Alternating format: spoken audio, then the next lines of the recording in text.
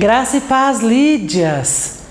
Vamos hoje estudar a nossa 11ª lição deste quarto trimestre de 2020. Vamos orar? Senhor, nós te louvamos e te agradecemos por tudo quanto o Senhor tem nos dado e pela palavra que o Senhor tem ministrado ao nosso coração ao longo desse trimestre. Continue, ó Espírito Santo, nos ensinando, nos orientando, nos corrigindo e que possamos, Senhor, aprender esta palavra e colocar em prática para o teu reino. No nome de Jesus, amém. Vamos então à nossa 11ª lição do dia 13 de dezembro de 2020. O ano está quase acabando, o nosso quarto trimestre também. E você que ainda não terminou a leitura do livro de Jó ou que não começou ainda, tem tempo ainda. Pega lá o livro de Jó, termina de ler ou leia. Eu tenho certeza que será bênção para a sua vida. O título da nossa lição hoje é A Teologia de Eliú. O sofrimento é uma correção divina?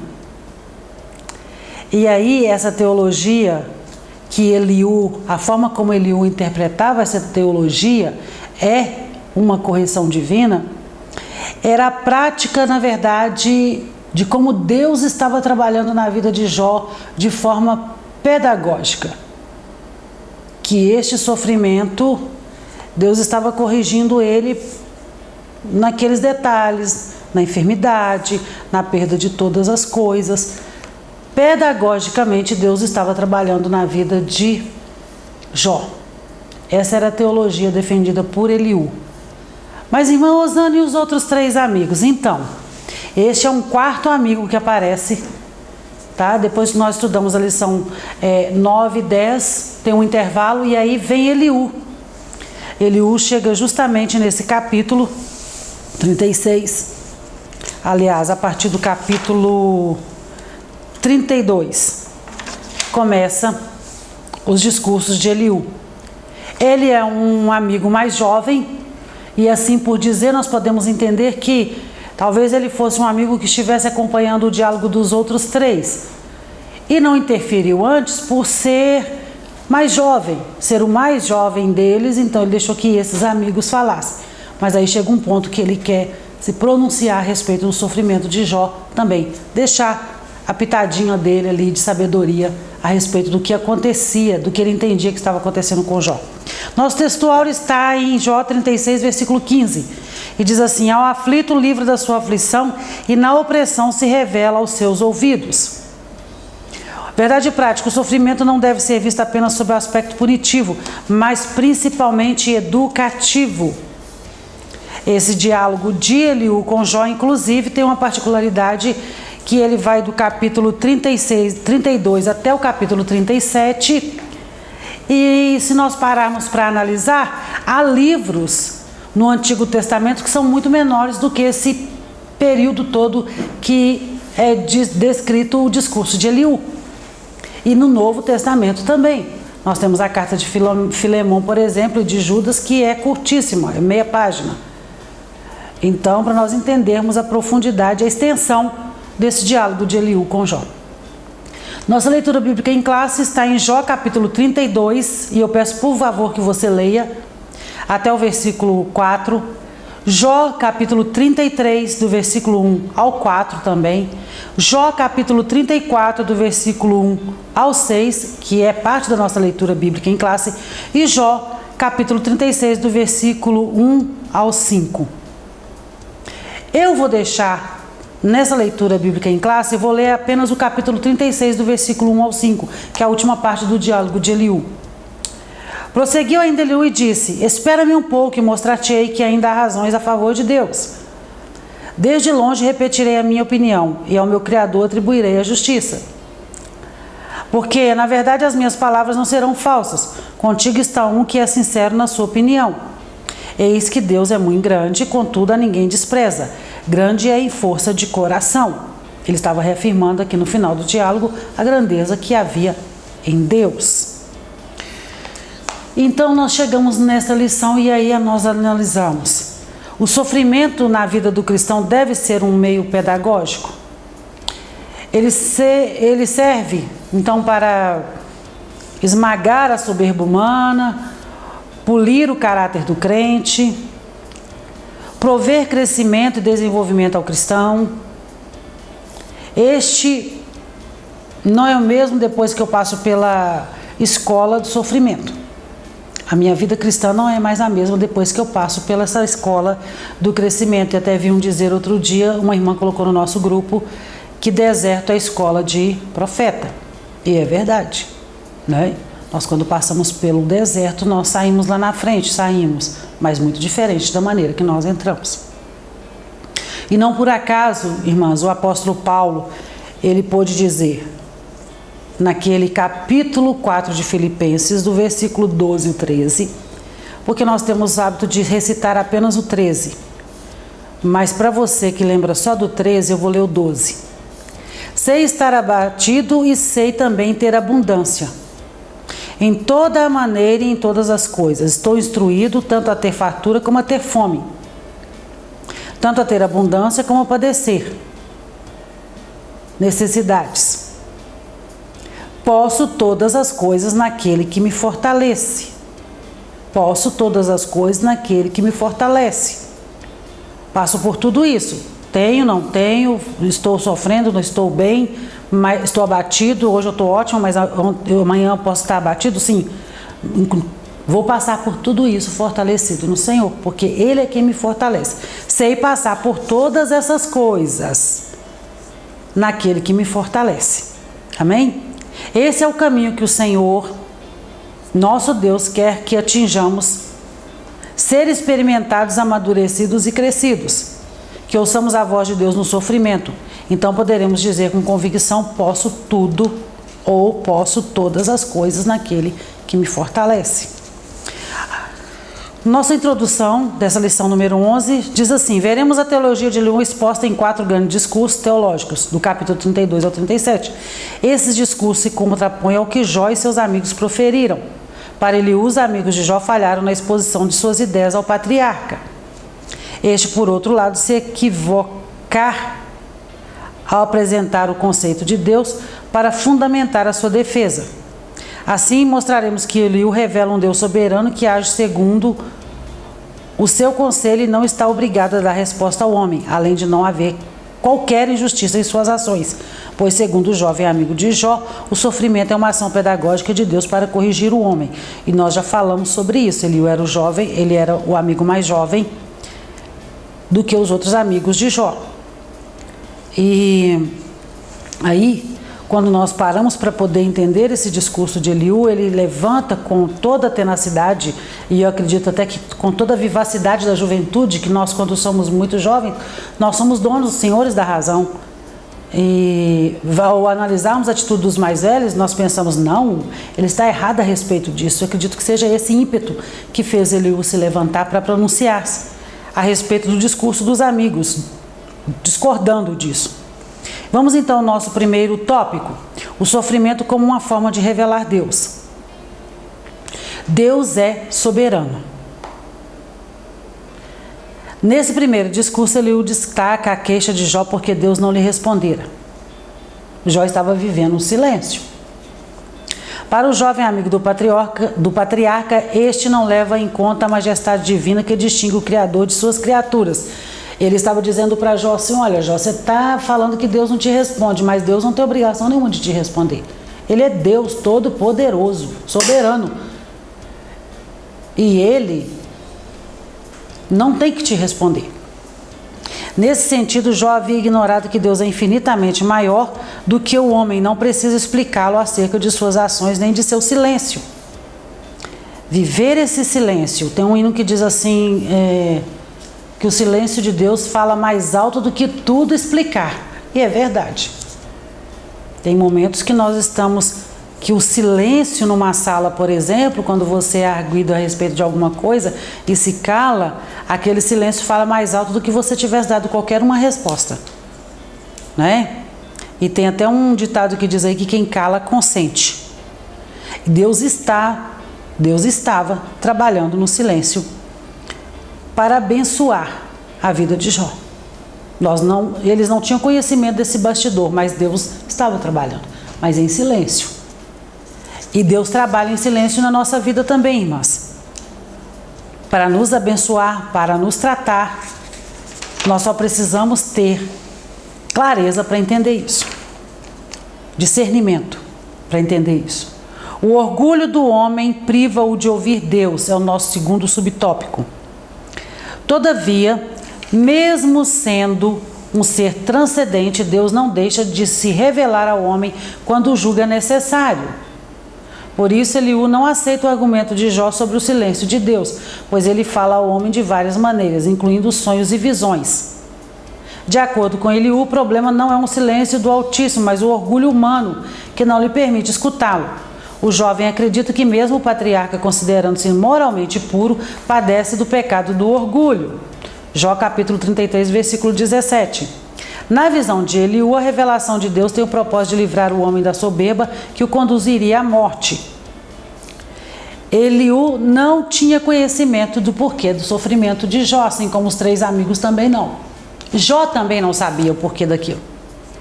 E na maneira como Eliú analisa a reação de Jó, Eliú vê a Jó como um homem orgulhoso.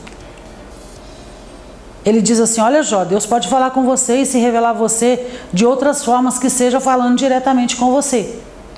Ele vai usar outras coisas para poder te ensinar, para poder falar com você. Mas você está sendo orgulhoso demais para entender que Deus está falando com você. O que nos impede, irmãs, de alcançarmos, de entender o que Deus quer falar conosco digo no sentido do homem natural, o orgulho é uma das formas. Porque eu sou boa demais para estar passando por isso. Por que eu sou fiel ao Senhor e estou passando por isso? Isso é um orgulho em nosso coração. O medo. Tem gente que tem um medo terrível de aproximar-se de Deus. Vê a Deus como um Deus todo soberano, poderoso, grande, que nunca vai olhar para Ele. Tem um medo dessa ação. E a amargura. Nós ficamos tão presos à nossa dor, ao nosso sofrimento, que nós falamos: Deus esqueceu de mim. Lembra do povo de Israel quando chegou na beira do mar? Que eles falam com Moisés: ô Moisés, tanto lugar para enterrar a gente lá no Egito e você veio trazer a gente para morrer no mar? Depois, quando eles estavam lá já caminhando, eles murmuraram por causa da comida. Depois eles murmuraram por causa da água.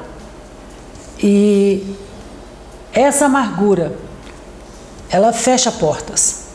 Você para de ver o agir de Deus, de entender o agir de Deus. Você não se permite mais escutar ao Senhor porque você está preso na sua amargura.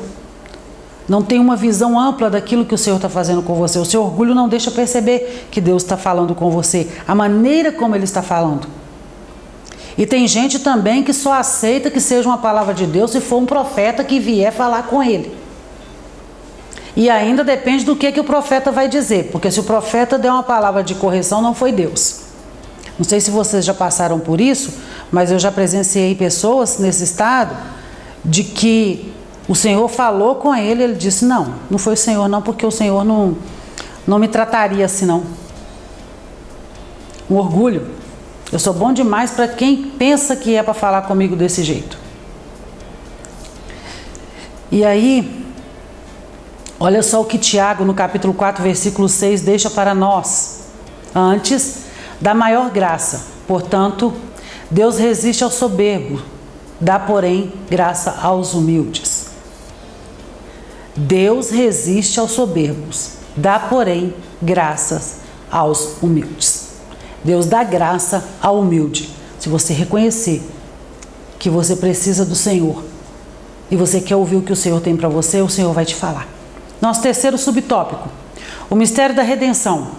Além de sonhos e visões, Eliú também destaca que Deus usa a enfermidade como um dos canais de comunicação entre Deus e o homem.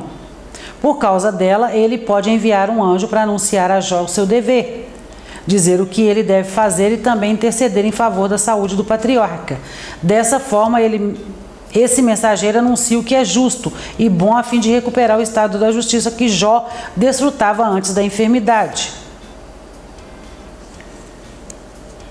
E Jó, na enfermidade dele, o que Eliú está dizendo para ele: olha, Deus está usando essa enfermidade para falar com você, para tratar com você. E quando nós, seres humanos, nós temos uma dificuldade terrível de aceitar algo que saia do nosso domínio. Muito sofrimento hoje tem como causa a não aceitação de determinada realidade. Diante dela, o desespero, ele passa a dominar. O medo passa a ser constante. E o grau de ansiedade e estresse aumenta absurdamente. E tudo isso nos leva a nos fecharmos para entender que Deus está falando. Quando Eliú apresenta para ele, diz para ele assim: olha, os anjos podem vir para falar com você. Sim, os anjos podiam aparecer e falar com Jó. Mas Jó, ele estava clamando. Nós temos que lembrar que desde lá do discurso anterior dos 3 amigos, Jó estava clamando por algo maior. Jó entendia que havia algo maior do que simplesmente os anjos aparecerem para ele. Ele estava confiado nessa redenção, em alguém que se levantaria em favor dele. Ele ainda não sabia quem. E aí eu volto a repetir para vocês o capítulo 19, versículo 25, que ele diz: eu sei que o meu Redentor vive, quer dizer, essa redenção existe e que por fim se levantará em meu favor. Mas Eliú não entendia isso. As funções que são atribuídas a esse mensageiro mediador fazem com que os intérpretes bíblicos vejam esse ser celeste uma referência ao anjo do Senhor, uma teofania do Senhor. O que é uma teofania do Senhor, irmãos? É uma manifestação de Deus visível. E aí ele poderia usar várias formas para essa manifestação, como nós já vimos em várias partes da Bíblia, quando Deus se apresenta através do fogo que saía, que fumegava no Sinai, né? Das visões que o Senhor aparece a Abraão. E ele entendia isso. Uma teofania do Senhor Jesus Cristo. Não há dúvidas de que nesse mediador é a mesma testemunha celestial que Jó pedia que defendesse a sua causa. E o Redentor que o justificasse depois de sua morte. Nesse sentido, conforme podemos atestar no livro, o ministério desse mensageiro é um ato decorrente inteiramente da graça de Deus em favor de Jó para mediar sua causa e resgatá-lo. Deus trabalha de maneira sobrenatural para nos atender. Se ele precisar apresentar um anjo, vir um anjo do Senhor para nos abençoar, para trabalhar, para fazer algo em nosso favor, ele vai usar este anjo. De alguma maneira o Senhor vai se apresentar a nós e vai nos posicionar. Ele trabalha por nós, o Senhor peleja por nós. A Bíblia diz assim que os anjos são ministradores do Senhor. E eu venho aqui dizer para vocês que essa palavra, quando Jó entra nessa parte da meditação sobre esse Redentor, sobre essa redenção, Jó estava apontando para o Cristo. A palavra de Deus toda aponta para a salvação do homem. Desde o momento da queda de Adão e Eva no jardim, a palavra vem todos os planos de Deus, nós estudamos isso na carta de Efésios, vem apontando para um Salvador, para aquele que se levantaria para a redenção da humanidade, para a salvação do homem. O plano de salvação já estava estabelecido e toda a Bíblia vem tratando desta redenção. Já apontava para o Cristo. Então nós não podemos perder esse foco. Eliú fala de um anjo do Senhor que poderia vir. E realmente o Senhor usa anjos para nos abençoar, são ministradores do Senhor para a nossa vida. Mas Jó entendia que havia uma redenção, que havia um Redentor, que havia alguém que se levantaria em favor dele. Que aponta para quem? Para o Cristo. É isso que nós não podemos perder o foco tratado da salvação, daquilo que Deus já tinha feito para a nossa salvação. Entrando agora no nosso segundo tópico, o sofrimento como meio de revelar a justiça e a soberania de Deus. Primeiro subtópico, a justiça de Deus demonstrada. Quando defende a justiça de Deus, Eliú faz coro com seus amigos na acusação contra Jó. Em sua perspectiva, os argumentos de Jó não passavam de insolência. Como pode o Todo-Poderoso agir com injustiça conforme Jó deixou subentender? Deus jamais age injustamente, por isso contraria sua própria natureza. Jó capítulo 34, versículos 10 ao 12. E aqui há um perigo nesse discurso de Eliú, porque ele começa a se aproximar do mesmo discurso de Elifaz, Bildade e Zofar, que nós já estudamos lá atrás, na acusação contra Jó.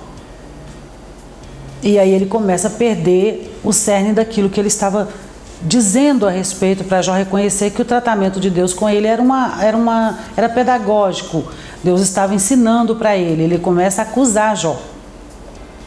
Nesse mesmo contexto, ele começa a ir de encontro àquilo que os amigos tinham ido.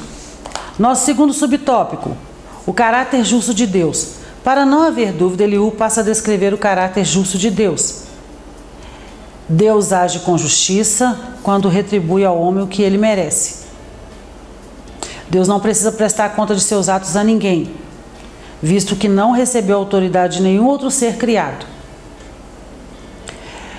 Como provedor da vida humana, ele tem todo o poder de manter ou não a humanidade.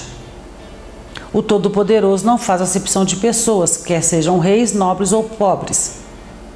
Deus é onisciente e, como tal, conhece os passos e intenções de todos os homens, sem precisar inquiri-los em juízo. Ele é justo para punir os maus. Nós também incorremos no erro de direcionar como Deus vai agir, como Deus está agindo. Nós estamos mapeando. Deus, ele age com justiça e retribui ao homem o que ele merece.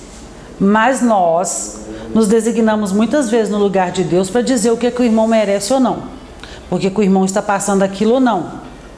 A maneira como esses amigos vêm se pronunciando, eles estão querendo dizer para Jó, mapear para Jó como Jó deveria agir. E Deus, ele age como ele quer nas nossas vidas. Nós não temos domínio e controle sobre isso. Vamos ler Romanos 3 e 24? Se você puder, abra sua Bíblia, por favor, em Romanos capítulo 3, versículo 24, só para a gente entender um pouquinho disso. Dentro da palavra, e nós nos alimentamos desta palavra, veja o que diz o versículo 24. Sendo justificados gratuitamente pela sua graça, pela redenção que há em Cristo Jesus, ao qual Deus propôs para propiciação pela fé no seu sangue, para demonstrar a sua justiça pela remissão dos pecados dantes cometidos, sob a paciência de Deus. Nós somos justificados gratuitamente pela graça e pela redenção que há em Cristo Jesus. Essa justiça que eu quero operar, ela não tem efeito, porque quem opera em mim e na sua vida é a justiça de Deus, gratuitamente. E ainda Tito 2 e 11, olha o que diz Tito 2 e 11. Se você puder, anota na sua revista aí, tire um tempinho para ler. Quiser ler a carta de Tito, é uma carta muito pequena, dá para ler rapidinho, entender, meditar nela. Porque a graça de Deus se há manifestado, trazendo salvação a todos os homens, ensinando-nos que, renunciando à impiedade e às concupiscências mundanas, vivamos neste presente século sóbria, justa e piamente, aguardando a bem-aventurada esperança e o aparecimento da glória do grande Deus e nosso Senhor Jesus Cristo. Porque a graça de Deus se há manifestado. Deus, ele não precisa prestar conta para nós. Deus, ele é justiça.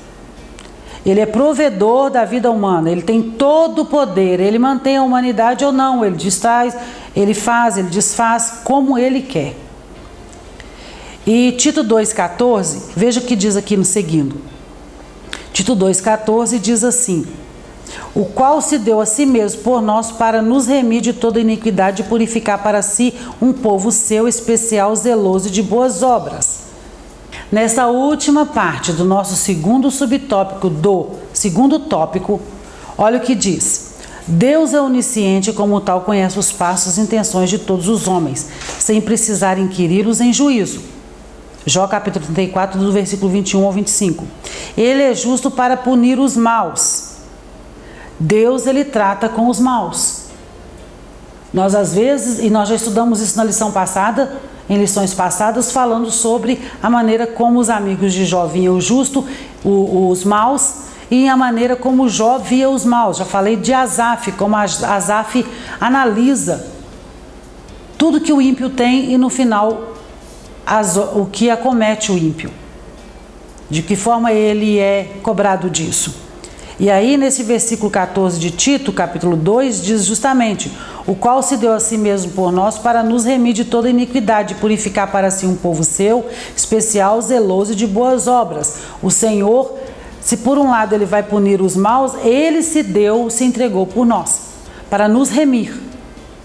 Se nós nos entregarmos ao Senhor com o nosso coração, crermos que ele é Deus, justo e verdadeiro, ele age com justiça em nossas vidas e ele veio nos remir.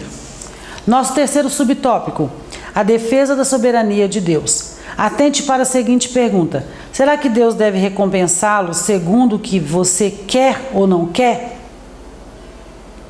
Porque é claro que eu, como humana, né, irmãos, vou querer tudo de bom para mim. Eu sou boazinha, Senhor, eu ajo com justiça, eu não faço mal, eu atendo os órfãos e as viúvas. Por que o Senhor não pode me dar o do bom e do melhor? E tem muita gente que se firma nisso. O fato de eu ser fiel, boazinha, bonitinha, fazer tudo certinho, Deus tem por obrigação me dar o bom e o melhor. E não é assim. Não é assim.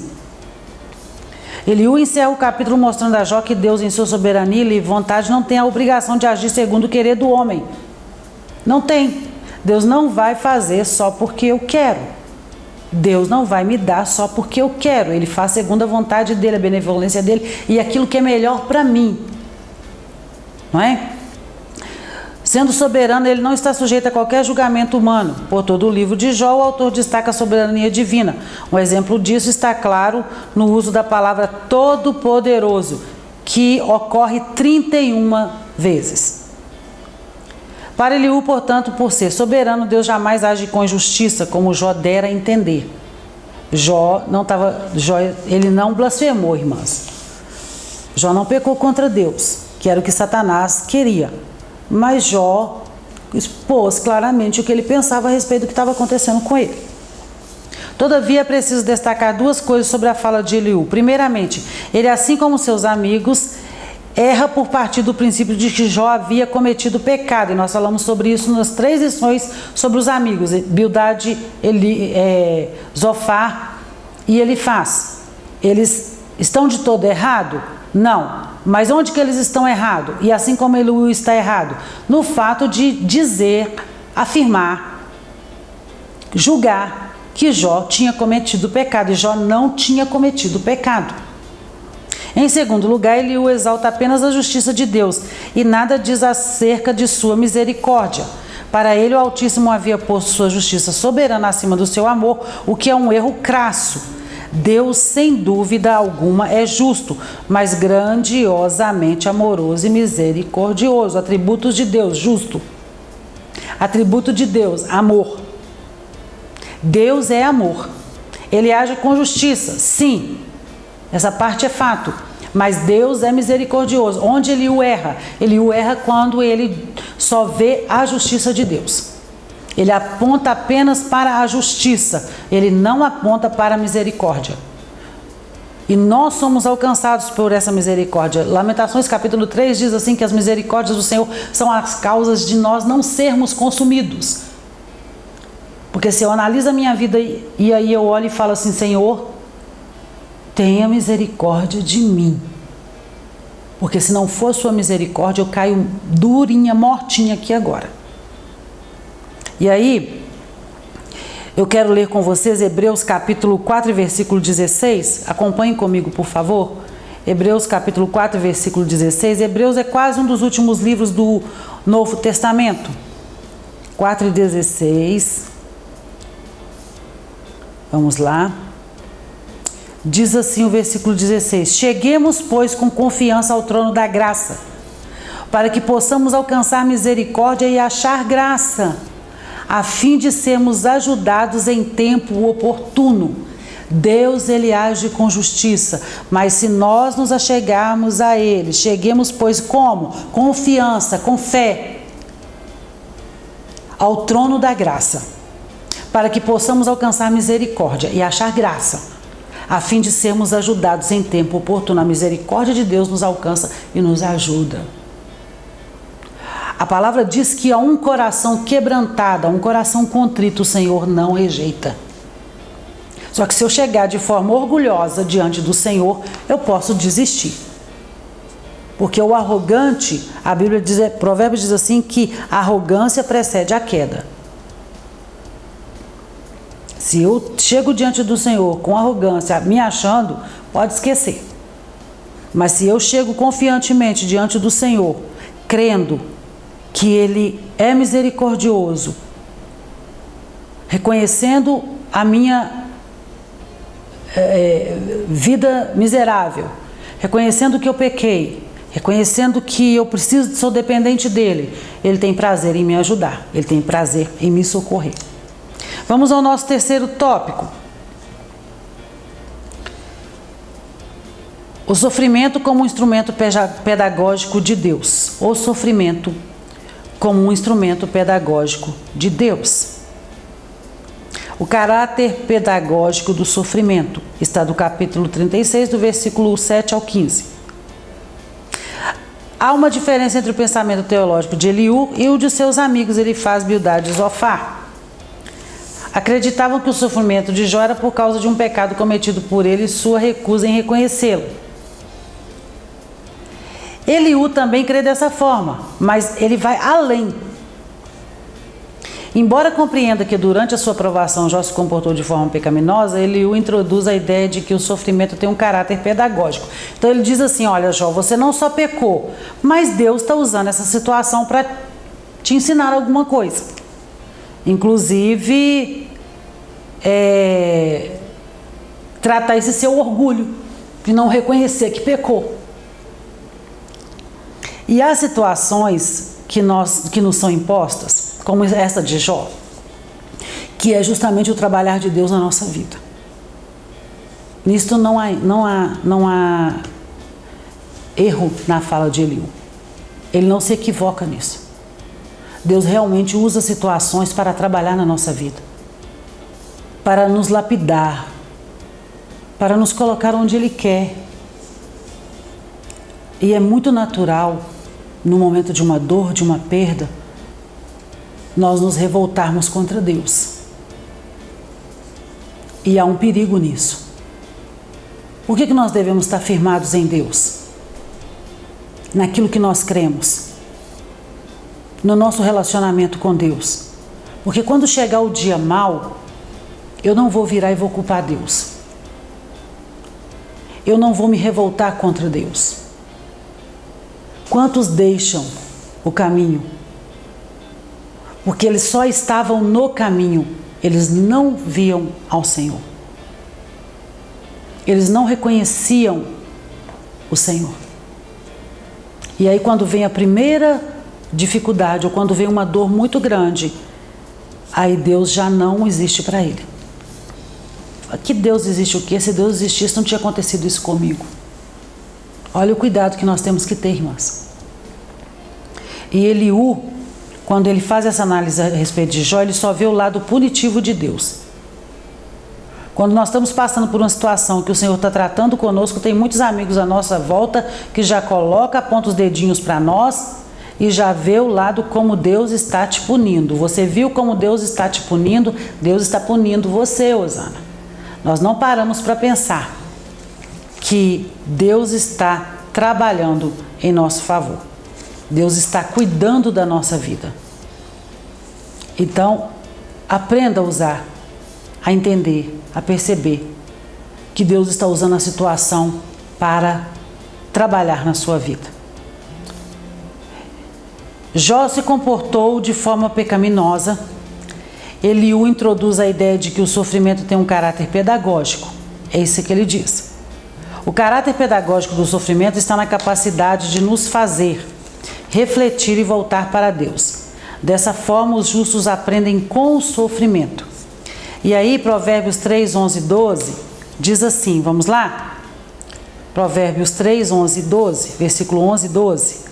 Deixa eu achar Provérbios aqui, capítulo 3, versículos 11, diz assim: Filho meu, não rejeites a correção do Senhor, nem te enojes da sua repreensão, porque o Senhor repreende aquele a quem ama, assim como o pai ao filho a quem quer bem. O Senhor nos repreende. O Senhor traz uma lição de vez em quando para nossas vidas. Dá umas varadinhas na perna do filhinho que está teimosinho. Ele quer que nós entremos pelo caminho da salvação.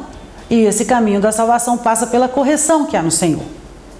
E Hebreus capítulo 12, versículo 11. Vamos lá? Última leitura desse tópico, desse subtópico. Hebreus capítulo 12, versículo 11. O que o escritor de Hebreus diz para nós? E na verdade, toda correção ao presente não parece ser de gozo, senão de tristeza, mas depois produz um fruto pacífico de justiça nos exercitados por ela. Então aqui, na verdade, na hora que você está levando a peia, que o Senhor está ali te corrigindo, está te ensinando, não é bom não é gostoso não. Só que depois isso vai produzir um fruto em nós, e visível a quem nos acompanha. As pessoas falam assim: nossa, você mudou tanto, menina, o que foi que aconteceu com você? Aí você fala assim: não, foi um desertinho, uma peiazinha que eu passei, mas está tudo bem, glória a Deus, aleluias. Porque se essa correção não produzir fruto em você, você vai simplesmente voltar para a lição. E eu sempre digo que a melhor forma de nós sairmos da provação o mais rápido possível é a maneira como eu entendo, tá, irmãs? Eu, Osana, quando eu começo a passar por uma situação, eu já começo a orar e falar com o Senhor, dialogar com Ele e dizer: Senhor, o que o Senhor quer que eu entenda aqui? O Senhor está me ensinando o quê? Porque quanto mais rápido eu aprender a lição, mais rápido termina a prova. Se eu ficar amargurada, ficar de birra, culpando Deus e todo mundo, porque eu estou passando naquela situação, eu não vou aprender nada e eu continuo na prova. Quanto mais rápido eu aprendo, mais rápido eu saio do cantinho do pensamento. Ok? Nosso segundo e último subtópico desse terceiro tópico: adorando a Deus na tormenta. No capítulo 36 e versículo 26, ele afirma que Deus é grande e nós não compreendemos. Para ilustrar o argumento da grandeza de Deus, ele faz uma explanação sobre a ação de Deus nas estações do ano. Aí ele apresenta o outono, o inverno, a primavera e o verão. O argumento de Eliú tem por objetivo demonstrar a grandeza de Deus sobre a criação e com esse fato deve fazer com que Jó o reconheça como grande e o louve como tal.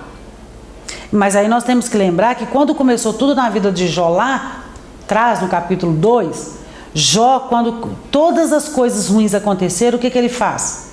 Ele se prostra e adora ao Senhor.